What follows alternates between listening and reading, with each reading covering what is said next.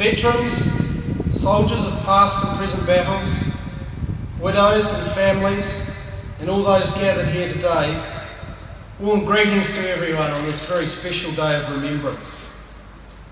On this day, 100 years ago, New Zealand and Australian soldiers went into their first major joint military action, a campaign that introduced the name Gallipoli and the word Anzac into the lexicon of both countries.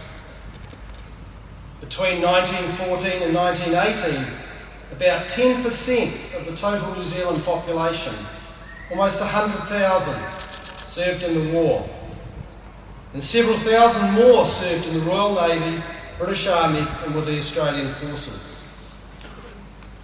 Young men came together from communities all over New Zealand, leaving what they knew and held dear, to travel to the other side of the world and face the unknown.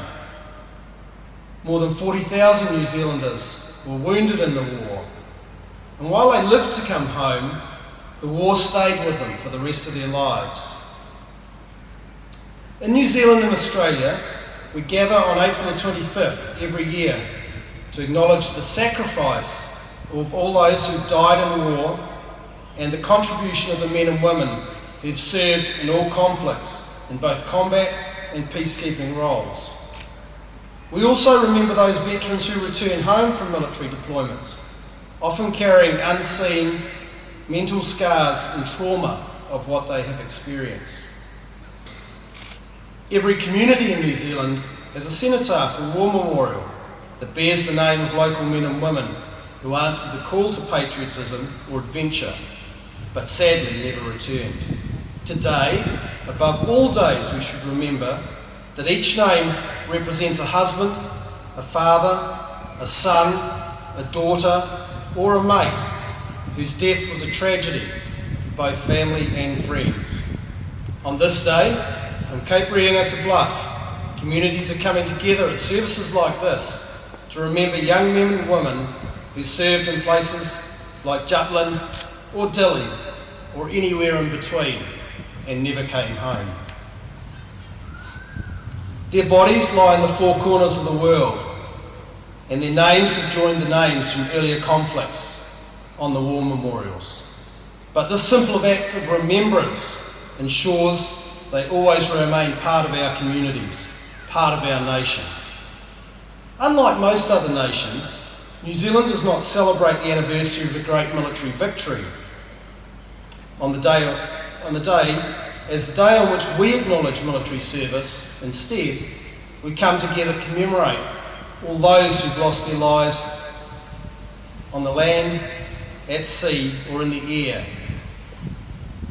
but also to remember and acknowledge those who've gone after them in the service of their country. So on this special day of remembrance, made more significant by being the 100th anniversary of the Gallipoli landings, think of all those who've served, whether they came home on the tide or lie beneath the soil or sea on the other side of the world. They are, and they always will be, the sons and daughters of New Zealand. E kore wore tia tia, tātou I rātou, we will remember them. Kia ora hui hui tātou katoa. Thank you. As dawn breaks, we should reflect on what the men of the 4th Otago Battalion and the Otago Mounted Rifles were thinking as they mustered onto the lighters and barges, waiting for their turn, and witnessed the carnage and devastation when they landed on the beaches at Gallipoli. Their deeds are recorded with the battle honour Gallipoli on the regimental colours displayed today. We place a poppy and sprig of rosemary on the cenotaph as a symbol of their sacrifice.